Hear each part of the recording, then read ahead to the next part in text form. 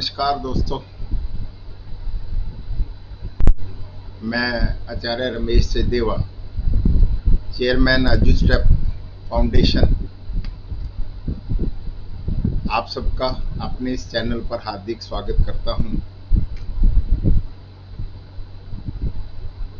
आज की पढ़ाई में बच्चे पढ़ रहे हैं और सोशल मीडिया बहुत हावी है। ऐसे में बच्चे यह फर्क ही नहीं जान पाए हैं कि सूचना क्या है और ज्ञान क्या है, यानी कि अर्थात सूचना और ज्ञान में क्या अंतर है।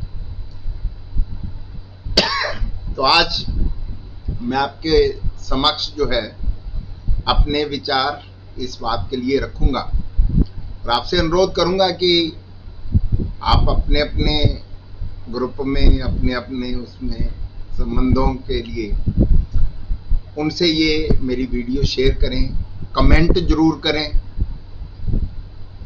और आपका उत्साहवर्धन मुझे इस एजू स्टेप को और बढ़िया स्टेप आउट करने के लिए मदद करेगा।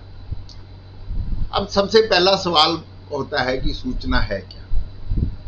इस सवाल के जवाब में कहा जा सकता है कि किसी विषय, वस्तु या व्यक्ति से संबंधित जो तथ्य होते हैं उसे सूचना कहते हैं। सूचना उद्देश्यपूर्ण होती है और संचार या संवाद को अर्थपूर्ण बनाने में सहायक होती है। सूचना खुद में संपूर्ण न होकर एक अंश या खंड के रूप में होती है। सूचना किसी समय विशेष से संबंधित होती है। हम नाना प्रकार की सूचनाएं रोज सुनते हैं। उदाहरण के तौर पर भारत के पहले प्रधानमंत्री कौन थे, वर्तमान प्रधानमंत्री कौन है, भारत की राजधानी कौन सी है, भारत में कितने राज्य है, भारत में अधिक वर्षा कहाँ होती है। इस तरह के सवाल जवाब एक तरह की सूचना है। इस तरह के सवालों को सूचना या तथ्यात्मक सवाल कहते हैं। एक अन्य उदाहरण, पानी का फार्मूला क्या है, इसका जवाब होगा H2O। शिक्षा के क्षेत्र में अक्सर रणतंत्र प्रणाली से छुटकारे की बात होती है। वहीं इसी संदर्भ में होती है कि केवल जानकारी, सूचना या तथ्यों को ज्यों त्यों रटने की बजाय विद्यार्थियों को अपनी समझ, तार्किक क्षमता व विश्लेषण का इस्तेमाल करके सवालों का जवाब देने के लिए प्रेरित करना उचित होगा। ज्ञान और सूचना का अंतर, ये सबसे एक अहम बात है और मैंने देखा है अपने लगभग 32-33 साल के अनुभव में। बहुत सारे साक्षात्कार लिए, बहुत जगह मिलने का मौका मिला, बहुत जगह अपने विचार रखने का मौका मिला। अक्सर विद्यार्थी इन बातों की ओर ध्यान ही नहीं देते और इसी कारण से शिक्षा में कई तरह की जो है फिर बातें पैदा हो जाती हैं। सूचना के पर्यायवाची के रूप में ज्ञान शब्द का भी इस्तेमाल मिलता है, लेकिन दोनों मूल रूप में फर्क है। ज्ञान में सूचना शामिल हो सकती है, लेकिन सभी तरह की सूचनाओं को ज्ञान नहीं कहा जाता, क्योंकि ज्ञान का अर्थ है कि कोई व्यक्ति अपने अनुभवों, सूझ व समझ का इस्तेमाल करके कैसे चीजों की व्याख्या व विश्लेषण करता है, कैसे अपनी समझ का निर्माण करता है।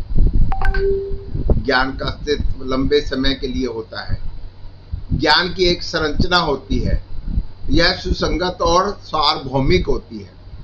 गुरुत्वाकर्षण बल को अगर बात करें तो वह भारत के लिए भी उतना ही सच होगा जितना कि किसी अन्य देश के लिए, पर इसके अनुप्रयोगों के अभाव में केवल परिभाषा की जानकारी तक सीमित होना इसे सूचना मात्र में तब्दील कर देगा, जबकि इसके व्यवहारिक अनुप्रयोग की संभावना इसे ज्ञान में तब्दील कर देगी। एक अन्य उदाहरण के तौर पर भारतीय कृषि को मॉनसून का जुआ कहा जाता है, लेकिन इसका व्यापक और गहरा अर्थ क्या है?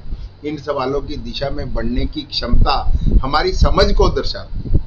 जैसे मानसूनी बारिश को समय पूर्व निर्धारित होता है, यानी पूरे वर्ष बारिश की स्थिति हो नहीं सकती।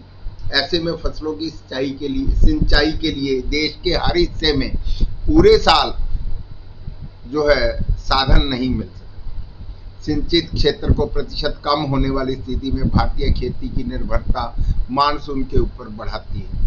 इस तरह की समझ के लिए एक बुनियादी जानकारी अत्यंत आवश्यक है। शिक्षा के क्षेत्र में बच्चों के परिवेश ज्ञान व समझ को भी स्थान देने की बात हो, ताकि बच्चे अपने अनुभवों के आधार पर ज्ञान का निर्माण करें। जैसे गांव के बच्चे को विभिन्न फसलों की कई तरह की किस्में, बुआई का मौसम और खेती की व्यवहारिक समस्याओं की जानकारी हो। जैसे गांव का यूरिया का ना मिलना, डीजल का महंगा होना, ट्रैक्टर से जुताई का महंगा होना, या नकदी के अभाव में ऋण या लोन के मिलने में मुश्किल का होना, या फिर बिजली की सप्लाई में घंटों कमी के कारण नलकूप जैसी सुविधाओं को पर्याप्त तरीके से इस्तेमाल न कर पाना, आदि आदि स्थितियां।